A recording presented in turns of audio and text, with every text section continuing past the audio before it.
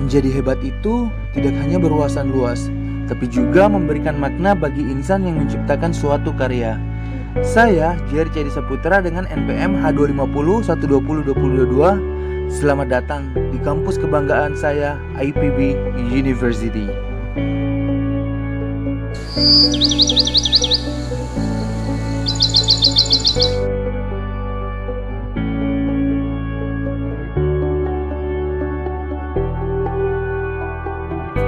Assalamualaikum warahmatullahi wabarakatuh.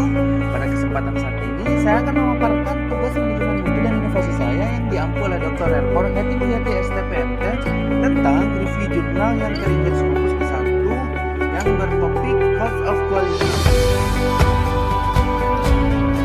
Nah, sebelumnya apa sih itu pengertian dari Cost of Quality? Nah, Cost of Quality atau biaya kualitas adalah total biaya untuk mempertahankan kualitas yang baik atau memperbaiki yang buruk. Peningkatan kualitas pada akhirnya memungkinkan perusahaan untuk mengurangi biaya dan meningkatkan laba. Nah, adapun pengertian cost of quality menurut jurnal yang direview yaitu dari Sivarova dan Tahun 2006 dikutip, biaya kualitas COQ dapat dijelaskan dalam bentuk kombinasi biaya kesesuaian dan ketidaksesuaian. Biaya kesesuaian adalah harga yang dibayarkan untuk pencegahan dan penilaian aktivitas berkualitas buruk, sedangkan biaya ketidaksesuaian adalah biaya kualitas buruk yang disebabkan oleh produk dan layanan karena kegagalan aktivitas internal atau eksternal. Dan dikutip dari Bamford and Land tahun 2006, dengan kata lain COQ adalah total dari sumber daya yang dihabiskan oleh organisasi untuk memastikan bahwa standar kualitas yang ditetapkan secara konsisten mencapai atau melebihi standar. Nah, berikut adalah jurnal internasional tentang cost of quality yang terindeks Scopus ke-1. Nah, untuk jurnal yang pertama yaitu yang berjudul Integrated Benchmarking and a Poor Quality Cost Measurement for Assisting the Quality Management Work. Kedua, Measurement the Cost of Quality in the Hotel Restaurant Operation. Dan yang terakhir adalah Performance Measurement and Quality Costing in Indonesian Manufacturing Companies. Adapun latar belakang pada jurnal yang pertama yaitu pengembangan pendekatan peningkatan proses integrasi berdasarkan tolak ukur dan pengukuran biaya kualitas buruk didasarkan pada hasil dua proyek penelitian yang diselesaikan selama beberapa tahun terakhir yang secara individual membawa dua konsep ini lebih jauh.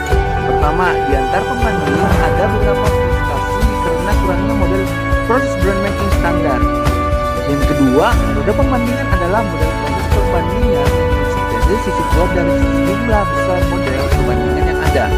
Nah, proses baru menampilkan karakteristik yang membuat lebih unggul dari yang lain dalam hal kemudahan pemahaman, penggunaan, dan hasil yang dapat dicapai.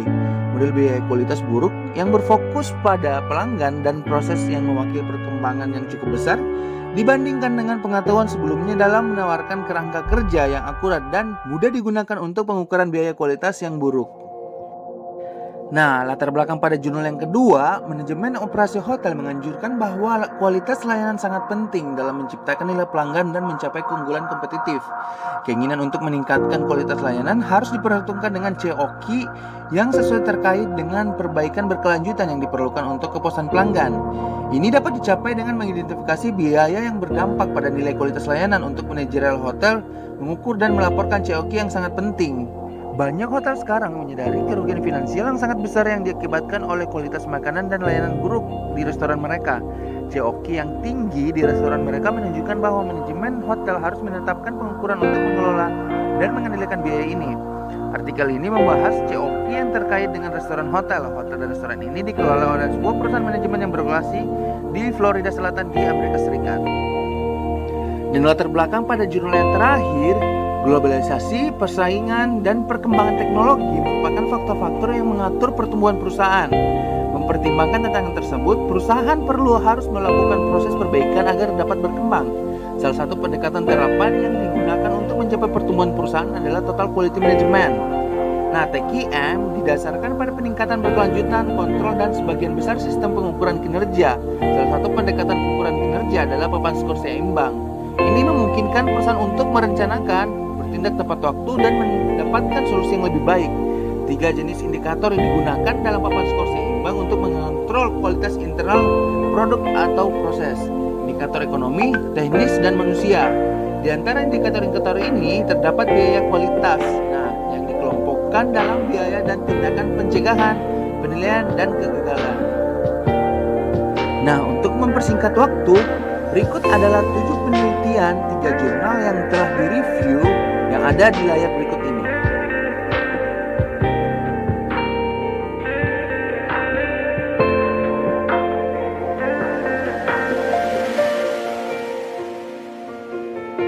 Selanjutnya untuk metodologi penelitian 3 jurnal yang telah direview, yang pertama yaitu data dikumpulkan baik yang berkaitan dengan tingkat kinerja dan praktik yang dikumpulkan untuk proses perusahaan sendiri dan mitra perbandingan dibawa ke tahap analisis. Nah, identifikasi kesenjangan dalam kinerja dan prioritas peningkatan dapat dibuat sangat nyata dengan menggunakan data dalam matriks QFD. Nah, untuk jurnal yang kedua, penelitian ini melibatkan peninjauan literatur yang tersedia tentang kerangka COQ, kemudian melalui proses wawancara dan pengumpulan data sekunder dilakukan analisis pengukuran COQ pada model PIAF. Nah, untuk jurnal yang ketiga, survei berbasis wawancara dilakukan untuk menyelidiki penggunaan QCS di sektor industri Tunisia. Mereka mengembangkan kuesioner dan menggunakannya dalam wawancara di seluruh sampel dari 40 perusahaan manufaktur Tunisia. Pengumpulan data berdasarkan kuesioner menawarkan pilihan jawaban yang berbeda melalui pertanyaan tertutup dan pertanyaan terbuka.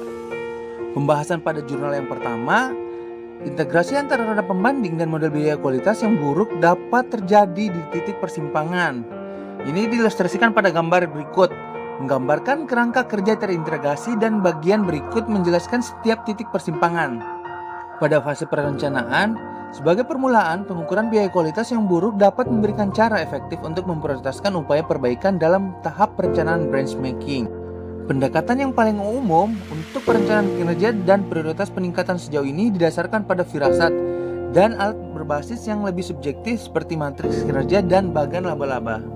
Fase penemuan dicapai dengan perbandingan seberapa baik perusahaan memenuhi persyaratan pelanggan dibandingkan dengan pesaing utama dan kinerja proses utama. Keduanya membutuhkan studi benchmarking awal yang akan mengidentifikasi area di mana kinerja perusahaan tidak perlu memadai atau area di mana keunggulan kompetitif dapat dicapai. Fase pengumpulan, studi benchmarking memerlukan observasi mitra benchmarking. Selama pengamatan, baik tingkat kinerja proses mitra perbandingan dan bagaimana proses tersebut dilakukan, yaitu praktiknya dan didokumentasikan. Lanjut ke tahap analisis, data yang dikumpulkan baik yang berkaitan dengan tingkat kinerja dan praktik yang dikumpulkan untuk proses perusahaan sendiri dan mitra perbandingan dibawa ke tahap analisis karena kesederhanaan yang diwakili oleh nilai moneter yang sangat mudah dipahami. Dan terakhir, fase implementasi. Nah, tahap ini memungkinkan perusahaan untuk memverifikasi efek studi benchmarking dan mendokumentasikannya penghematan finansial karena upaya perbaikan. Studi benchmarking yang berhasil dilakukan dan diimplementasikan harus menghasilkan peringkat perusahaan yang lebih tinggi dibandingkan dengan pesaing utama untuk persyaratan pelanggan yang paling penting. Untuk pembahasan pada jurnal yang kedua, dapat kita lihat tabel analisis biaya kualitas untuk sarapan pagi menggunakan persentase penjualan. Menurut data yang dilaporkan pada tabel ini, COQ mewakili 16 dan 12% penjualan masing-masing untuk tahun 2004 dan 2005. Namun ahli kualitas menyarankan bahwa COQ optimal harus antara 2-4% dari penjualan. Nah, temuan COQ yang tinggi membantu tim manajemen kualitas restoran untuk mengevaluasi kembali kualitas makanan dan layanan. Oleh karena itu, tim manajemen mutu memutuskan bahwa diperlukan lebih banyak investasi dalam kegiatan pencegahan dan penilaian. Untuk pembahasan pada jurnal yang ketiga, untuk menguji frekuensi kemunculan 17 elemen quality cost dalam perusahaan, mereka meminta responden untuk memberi nilai dari 0 sampai 10 untuk frekuensi kemunculan setiap elemen menurut skala pengukuran. 0 sampai dengan tidak ada, 1 dan 2 tidak sering, 3 dan 4 cukup sering, 5 dan 6 sering, 7 dan 8 sangat sering, 9 dan 10 sangat sering. Nah, skala ini digunakan dalam kuesioner untuk mendapatkan tanggapan yang paling tepat dan rinci. Ingat, informasi yang ditargetkan adalah skor yang diberikan oleh responden karena variabel data kualitatif dan mereka ingin mempresentasikannya di dalam ruang dimensi tereduksi. Oleh karena itu, mereka menerapkan PCA. Dengan menerapkan PCA, mereka menggunakan perangkat lunak statistik R. Dua konstituen, 1 dan 2 dipertahankan karena variansinya paling tinggi mengenai maksimum varian yang diamati. Jadi, representasi variabel dan perusahaan dilakukan dengan dimensi 2 sama. Untuk mempersingkat waktu, teman-teman dapat membaca kesimpulan dari 3 jurnal yang telah saya review ini. Nah, berikut adalah kesimpulan dari setiap jurnal yang ada di layar teman-teman berikut ini.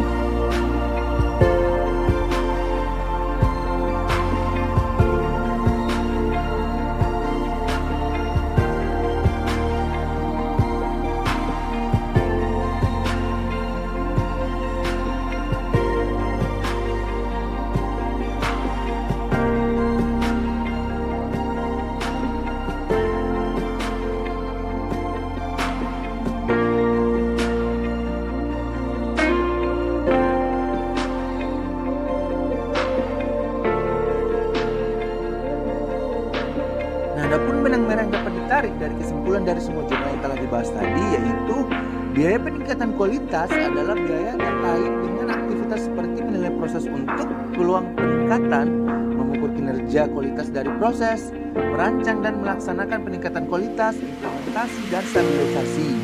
Nah, dari perspektif biaya kualitas yang buruk, kegiatan peningkatan kualitas dapat dianggap sebagai pengurangan biaya kegagalan atau pengurangan biaya ketidaksesuaian.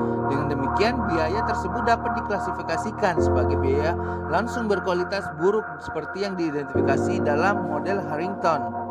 Namun, aktivitas spesifik yang dilakukan dalam proses perbaikan harus diidentifikasi sebagai kejadian diskrit untuk mempermudah penetapan biaya untuk peningkatan kualitas kegiatan. Alhamdulillah, sekarang kita berada di sesi terakhir.